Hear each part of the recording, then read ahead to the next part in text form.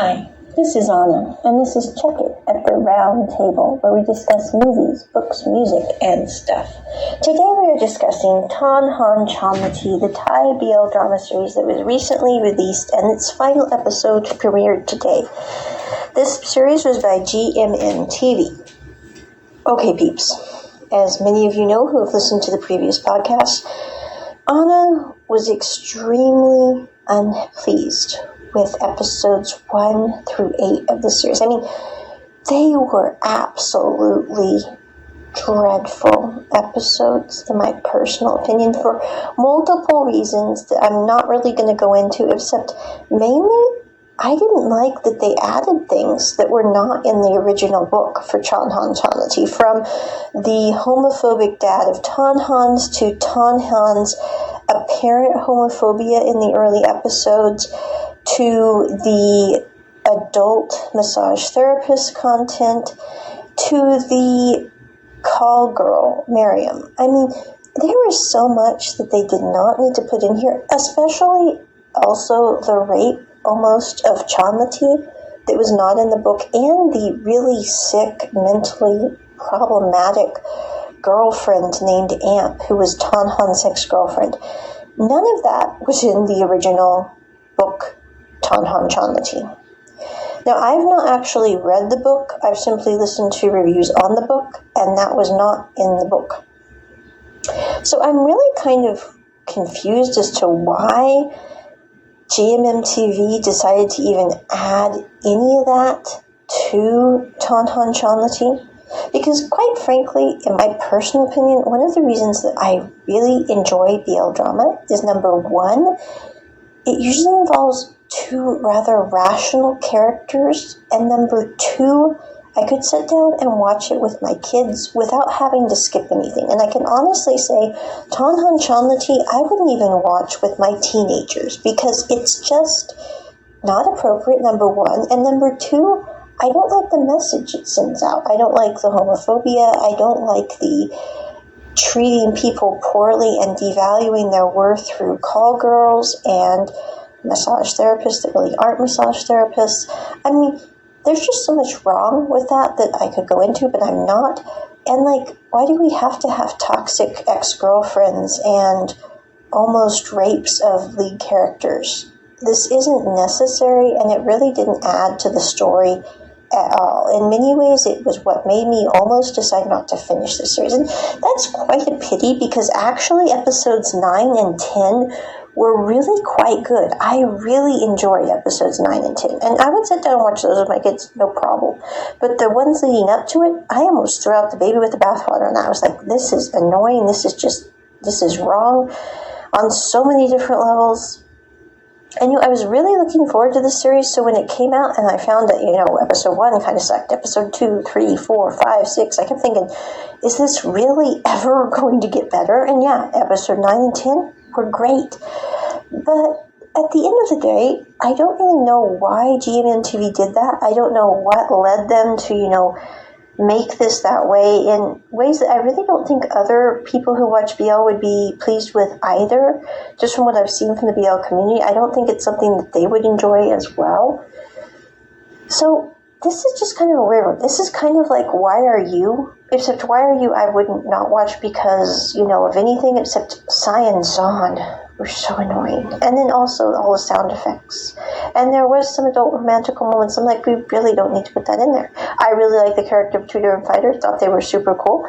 But, at the end of the day, Why Are You is one of those that, again, I wouldn't rewatch. I probably wouldn't even go rewatch an episode. Although I have to say, Tutor's idea of vacations was absolutely hilarious. Because, and again, this is a segue, but Tutor's idea of vacation is, I go to the hotel, I nap, I get up, I eat food, I go nap in a hammock. I do this for 2 days, and I'm going, this is so like what I would do when I'm on vacation, because days to adjust. This is why you need a really long vacation to enjoy the fact that you need to eat and nap for quite a while.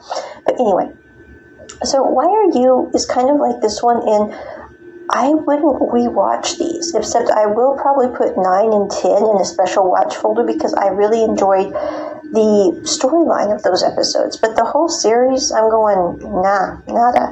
I am really looking forward to, I believe it's GMMTV is putting out the new one that comes out on the 29th. It's called 1,000 Stars. It premieres that day.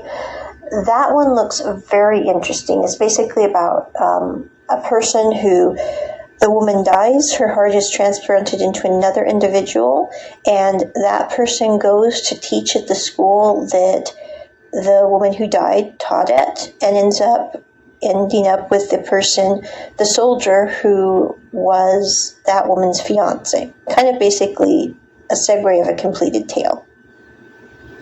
And that one looks very fascinating. There is a really cool music video called Constellation on YouTube right now. If anyone wants to go check it out, super cool.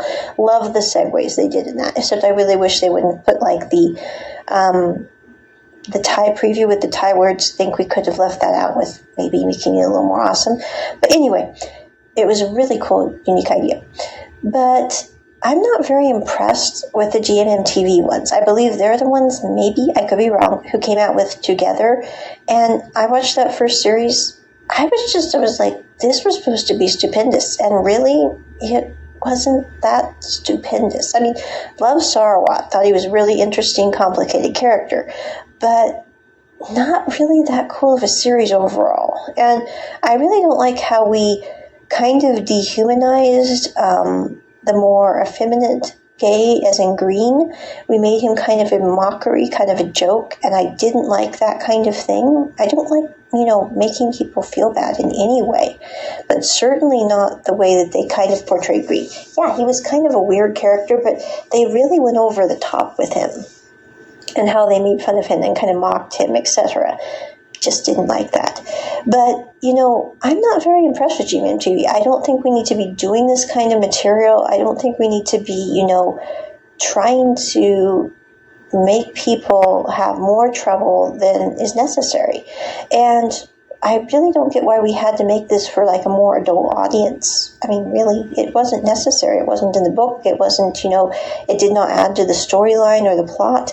It just maybe really just kind of detracted and went on these rabbit hole trails.